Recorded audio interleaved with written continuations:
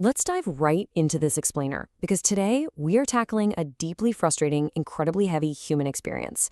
I'm talking about that psychologically exhausting feeling of being perpetually stuck in a cycle of failure. Have you ever felt like absolutely every attempt you make just collapses? Like there's this dark cloud following you around, literally blocking you from the life you actually want?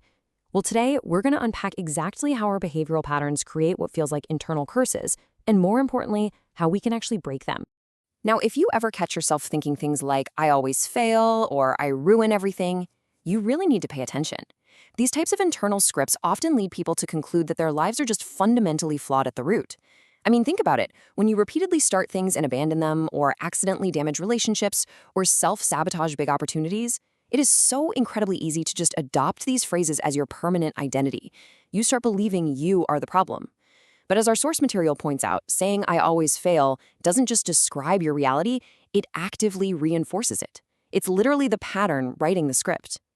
So this brings us to a really crucial question, and it frames our entire exploration today. Are you cursed, or are you just caught in a pattern? Because when you just slap the label cursed on your life, it turns into a prison. Sure, it gives your pain a quick, easy explanation, but it totally stops you from examining the actual cycles that you have the power to change. We have to ask, are you truly doomed or just stuck on a track? To figure this out, here is what we are going to cover. First, the anatomy of a curse. Second, recognizing self-sabotaging patterns. Third, the science of mindset change. Fourth, blending faith and therapy. And finally, 4 steps to true renewal. Let's get right into it. Okay, part 1, the anatomy of a curse, feeling doomed versus the behavioral reality. So there's a massive difference between an assumed mystical doom and what is actually happening in reality. The feeling of a curse, that is spiritually heavy. It produces immense shame, and it makes defeat feel like your permanent identity. It whispers that you are fundamentally broken. But the reality? The actual reality is usually just an unhealed behavioral loop. We're talking about fear, distorted thinking, unresolved pain, or maybe just repeated disobedience to what you know you really should be doing. Those underlying mechanics are what end up generating that heavy, inescapable feeling. Essentially, the pattern itself is what creates the illusion of the curse. Moving on to part 2, recognizing self-sabotaging patterns and the behavioral loop of defeat. The big takeaway here is that this mystical feeling of doom is very often just a highly recognizable, entirely changeable pattern of self-sabotage. What is self-sabotage? It's what happens when you continuously block the good things you actually want. You say you want a promotion, but you keep showing up late. You say you want a healthy relationship, but you push people away. It feels mystical, like the universe is somehow out to get you, but it is almost entirely behavioral. It's this loop fed by low self-worth and reinforced by your daily habits. Your mind creates the internal curse, and then your habits step in to ensure it actually happens. So what does this actually look like in the real world? Well, if you've been trained by repeated disappointment to expect failure, you might find yourself acting out these exact habits before any real success can happen. You procrastinate on that big project because deep down you're terrified it won't be perfect. You quit the new workout routine right before the finish line.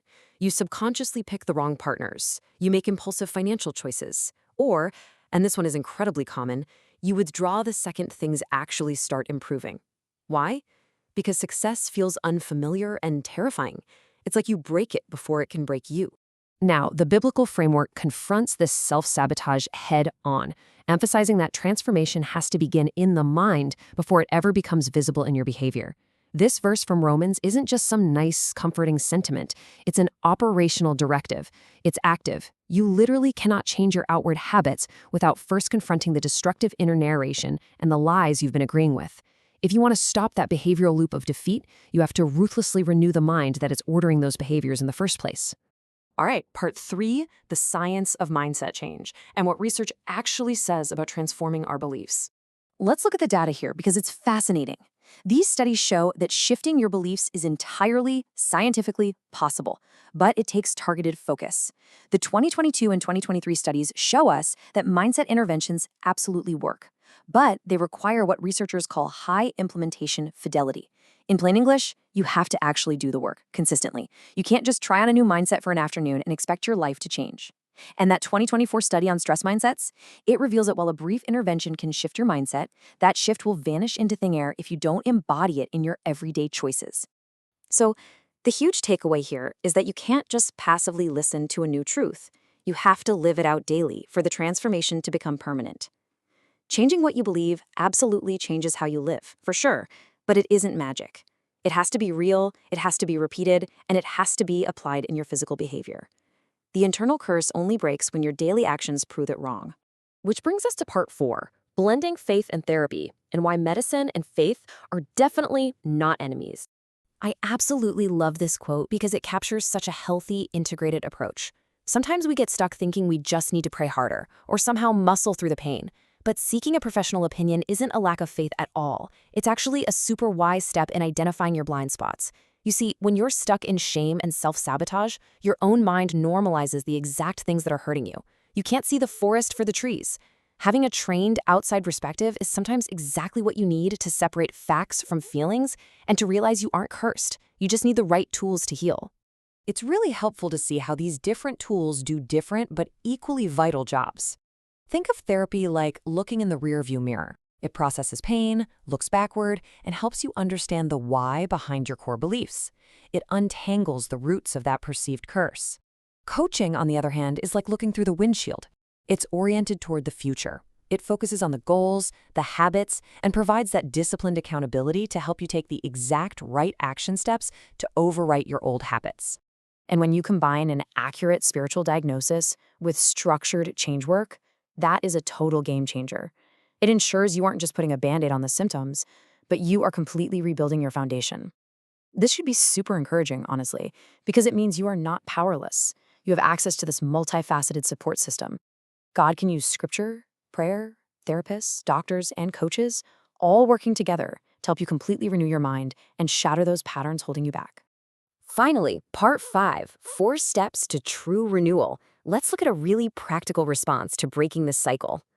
All right, here's how you practically escape the captivity of self-sabotage. Step 1, name the pattern honestly. Call out the procrastination, the withdrawal, or the self-destructive choice without minimizing it or dressing it up.